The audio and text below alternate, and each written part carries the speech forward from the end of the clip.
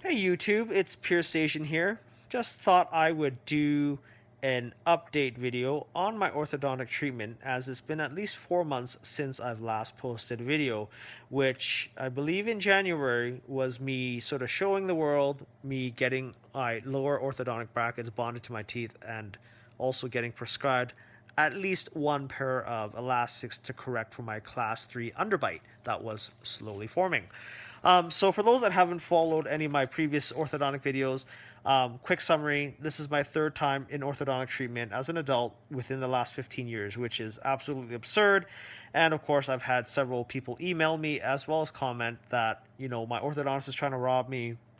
I have an orthodontic fetish, and yada yada yada, and the list goes on and on and on. And I can assure you that my orthodontist is not trying to rob me, nor am I overly keen on getting any orthodontia type stuff put into my mouth if I don't need it, because I have to pay for it and I have to suffer or at least go through the entire process of cleaning and wire changes and all these other things. And life is crazy busy as it is with a household and two children. So, anyways, um, the point is that I haven't given you guys an update in 4 months, and basically, I've gone to two different orthodontic visits since my last video, of which they, of course, as you can see here, they've installed a whole bunch of other things and prescribed more rubber bands for me to correct a host of issues.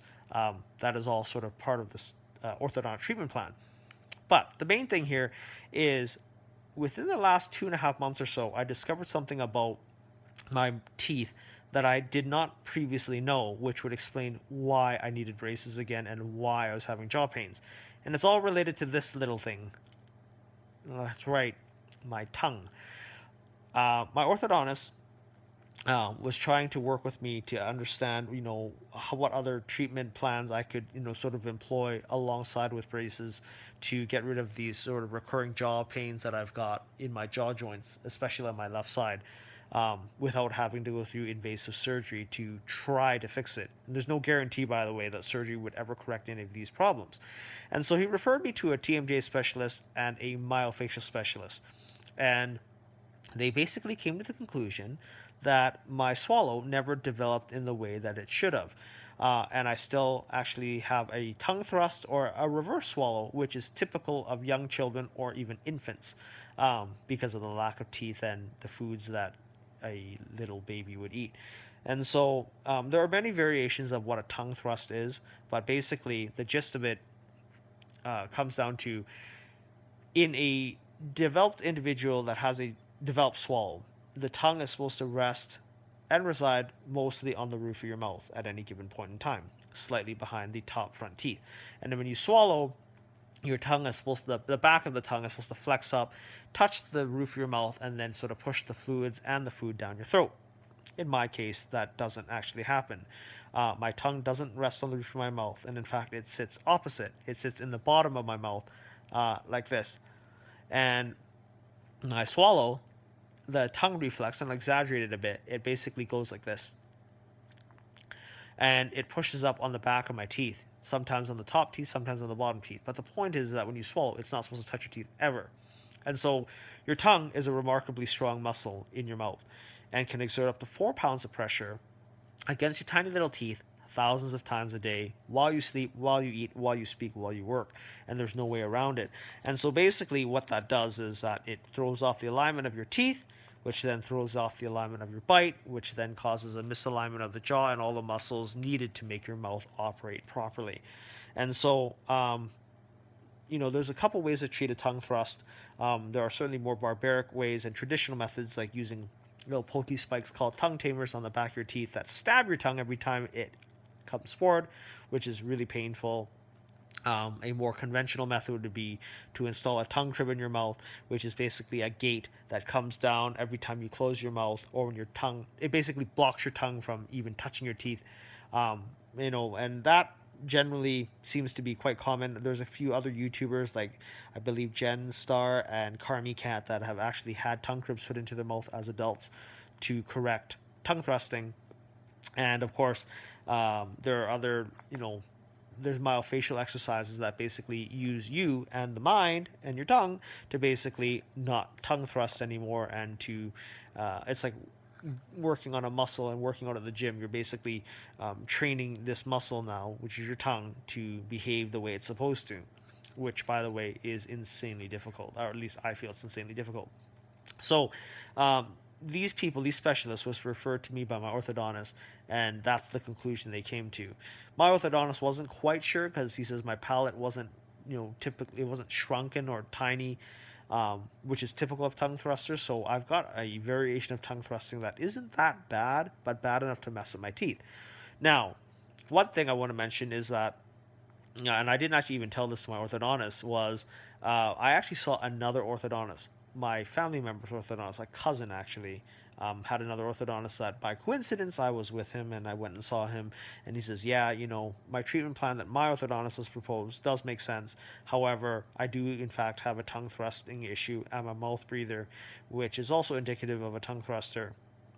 And so he actually sold me this mouth guard looking thing that fits over my braces, and I'm supposed to wear this at night when I sleep or during quiet time at home.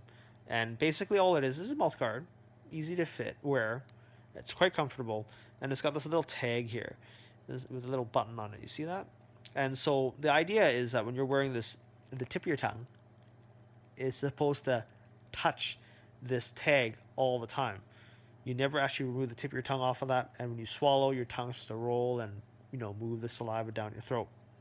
And it's quite well made. It's made out of silicone rubber or silicone material, and it's made by a company called Myofunctional Research Company, Trainer for Braces.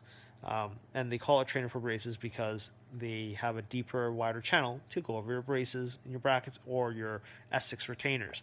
And so I haven't put this to much use yet just because, well, when you're wearing this, you can't be wearing elastics, and you can see here I got a whack load of elastics, which leads me to my next thing that I'm going to talk about, which is the last two orthodontic appointments that I've gone to, and sort of the junk that they installed. So January 22nd was when they put the lower brackets on and prescribed these side elastics, which are these 3/16" 4-ounce medium weighted elastics to pull my lower jaw in and my upper jaw out.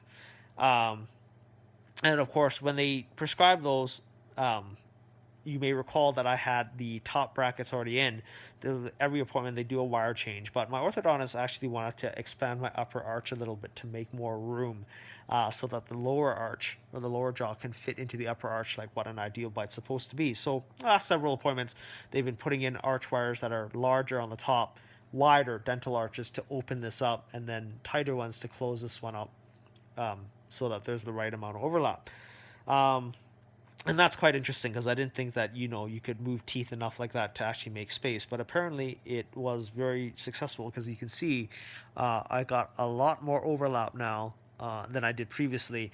I've got this overlap like this, whereas before it was kind of like that, which is not great. And so anyway, March 15 rolls around, and then I go to my third appointment, so that should have been vlog number 3, which I'm talking about now. And I then got prescribed, I still had to wear these side elastics, Bill, made by 3M, but then I got prescribed Kathy, which is a smaller 4-ounce elastic that goes on the back here, and you can kind of see that diagonal elastic way, way, way in the back, right there. And then it hooks onto a bracket that they actually bonded in mid-May, or in mid-March, sorry, to the inside left side of my dental arch. And that basically it's a diagonal elastic to correct my midline, because previously my midline looked like this. It was actually off. And then the idea of that elastic is that it pulls the lower jaw in a way that this midline now lines up. See? That line here lines up with the top line. And so that was put in, and of course that little bracket there is kind of scratchy, and of course my mouth is really sore. And then the front ones here, which kind of look freakishly odd and does kind of screw up my speech, is these crazy elastics that I've never ever actually seen, even in my previous treatment. And they're made by 3M again. They're called Debbie's 3.2 millimeter 6-ounce heavyweight elastics.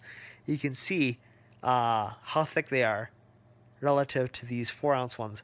and they go vertically, and they're so fat and thick that this bracket can barely accommodate it wrapped around it. Like the hook is actually a bit too small. So sometimes when I hook these elastics in, they actually snap and hit me in the face, and it's quite painful. But the idea of these ones is to close up my bite now, because even though I've got a slight overbite like this, they want to now pull my teeth down further so that there's more overlap, making the bite even more ideal. And so wearing a 6 ounce elastic is a different experience. I used to have, before, in my second time I had treatment, I had four ounce elastics in the front and then two on the side and then a diagonal. It was crazy. 9 rubber bands last time, and I've got 5 right now. And they're so tight that I can barely open my mouth enough to even put my tiny little pinky finger through that opening. And so you can imagine the amount of pulling force that I have on the front of my face. Like, that tension actually pulls from my eyes all the way down into my mouth. And, well, it's quite sore. Duh. Take an Advil and ibuprofen. And I was told that all these elastics need to be worn during the evening, quiet time, and while I sleep. But the reality is, at my last appointment, I was told that I'm not wearing them long enough because I only get 4 to 5 hours of sleep a day at best, which is not enough elastic time, I guess. So, those are sort of the things that have occurred in the last 4 months. Treatment is going reasonably well. My physio treatments are doing pretty good. My jaw pains are not nearly as bad anymore. I've done a bit of acupuncture as well as a bunch of these sort of counter force training exercises to help strengthen the jaw muscles, as well as tongue exercises in attempt to retrain the tongue. So my next appointment is going to be in mid-August, and I promise you guys that I won't leave such a long gap to provide updates. This is really, vlog update number 3 and 4 combined. Treatment's going well. It sucks that I have to wear elastics like this because it screws up your speech. You have to take them out every time you eat. They sometimes pop out, or at least these front ones do. And, people stare, and, even though I'm in my late 30s and I generally don't care what people think of me, you kind of can't help but feel a little self-conscious. It definitely scares my kids, so how can it not scare other people? But they're never impolite enough to ask or bold enough to inquire, unless I voluntarily tell them. So here's a good look at them up close. You can see high elastics, 5 of them. 1, 2, 3, 4, 5. Putting them isn't too bad, except for the front ones, because, like I said, the little nub there to hook them on is quite small, so they have a tendency to slip if you don't stretch them out and then hook them on properly. But aside from that, I guess thanks for watching, and stay tuned for my next update video, which I expect to post right after my next appointment in mid-August. Thanks for watching.